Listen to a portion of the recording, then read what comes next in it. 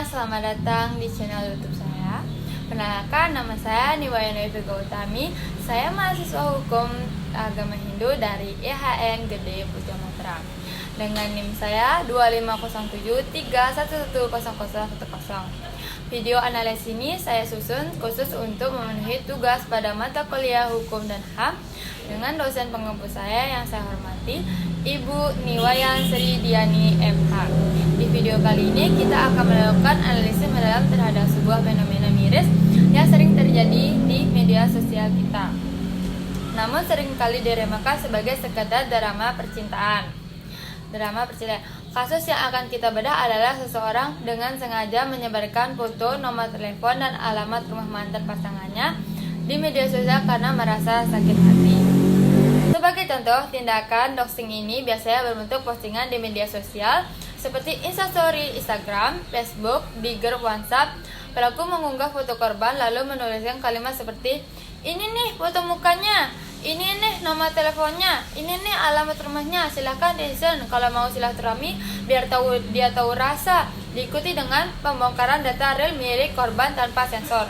Namun, perlu saya garis bawahi, di video ini seluruh gambar, contoh, atau chat postingan yang tampil di layar sudah saya beri efek sensor dan blur tebal. Hal ini saya lakukan sebagai bentuk kepatuhan terhadap prinsip perlindungan data pribadi, di mana kita dilarang keras mempertontonkan data real milik orang lain ke ruang publik tanpa persetujuan.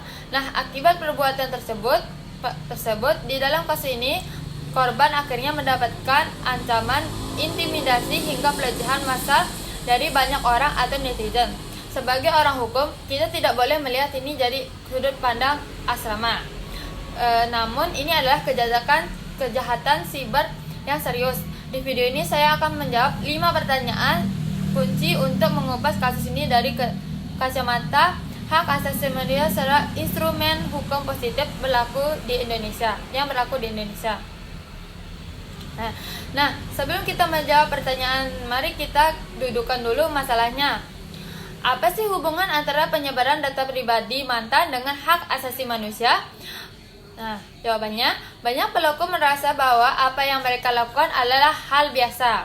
Apabila kalau motifnya balas dendam atas kesalahan mantan di masa lalu, padahal dalam filsafat hukum, data pribadi seperti nomor telepon, alamat rumah adalah ekstensi atau perpanjangan dari ekstensi diri dan martabat kita sebagai manusia. Ketika seseorang menyebarkan data tersebut tanpa izin atau tanpa konsen, pelaku sebenarnya sedang merampas kendali korban atas dirinya sendiri. Begitu data pribadi atau hak yang mendasar manusia, yaitu hak atas rasa aman, langsung runtuh. Korban tidak lagi merasa aman di rumahnya sendiri karena alamat tersebut tersebar, dan tidak aman memegang ponsel karena nomornya diteror.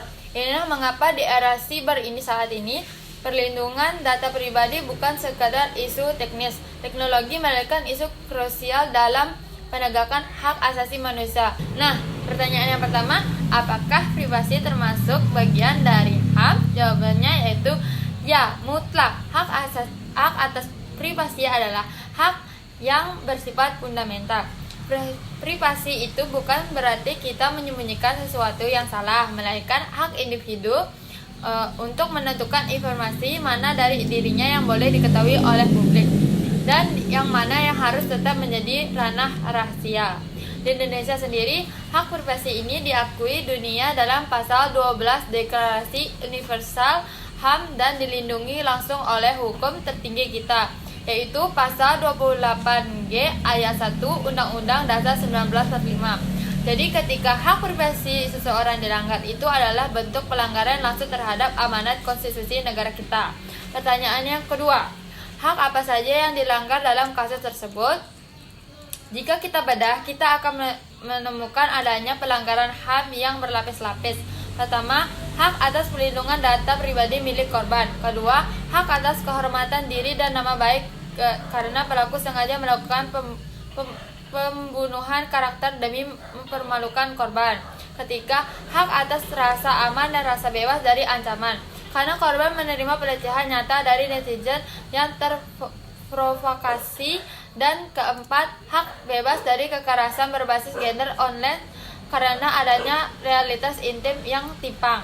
Pertanyaan yang ketiga, jelaskan hubungan antara HAM dan perkembangan teknologi digital. Hubungan bagaikan pisau bermata dua. Di satu sisi teknologi mempercepat perlindungan HAM seperti hak informasi dan edukasi. Namun di sisi lain, teknologi memindahkan tempat terjadinya pelanggaran HAM dari ruang fisik ke ruang siber. Karakteristik media sosial yang instan masih membuat dampak pelanggaran HAM menjadi berkali-kali lipat lebih parah. Adanya jejak digital membuat pelanggar HAM siber ini bersifat permanen, sehingga trauma korban terhadap seumur hidup. Oleh karena itu, berlaku bersifat universal. Digital right, area human right, yang hak kita digunakan nyata wajib dilindungi sangat kuatnya di dunia digital. Pertanyaan yang keempat, bagaimana hukum Indonesia melindungi data pribadi warga negara?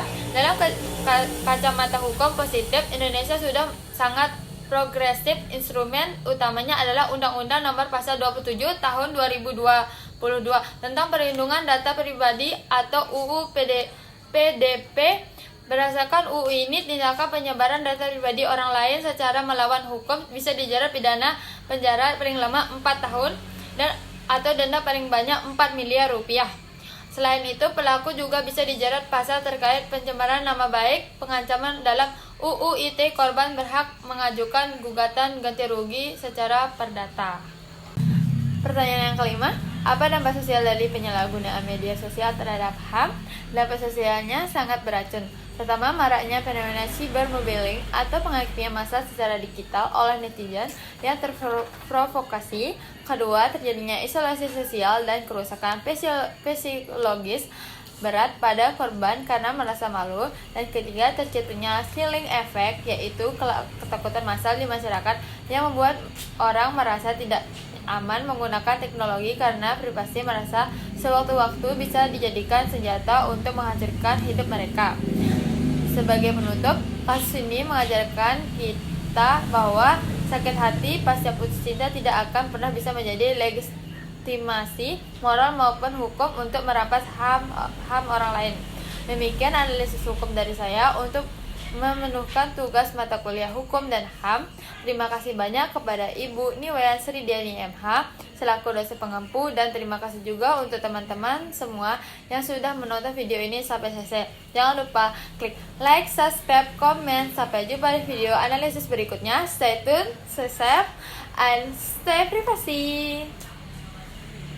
Pemirsa, akibat sakit hati diputus pacar, seorang pria di Banjarnegara, Jawa Tengah nekat menyebarkan foto dan video syur sang mantan dalam tindak pidana informasi dan transaksi elektronik atau ITE, serta tindak pidana kekerasan seksual atau TPKS. Kronologis kejadian datangi Polrestabes Palembang untuk melaporkan bekas pacarnya yang menyebarkan foto-foto tak senonoh dirinya.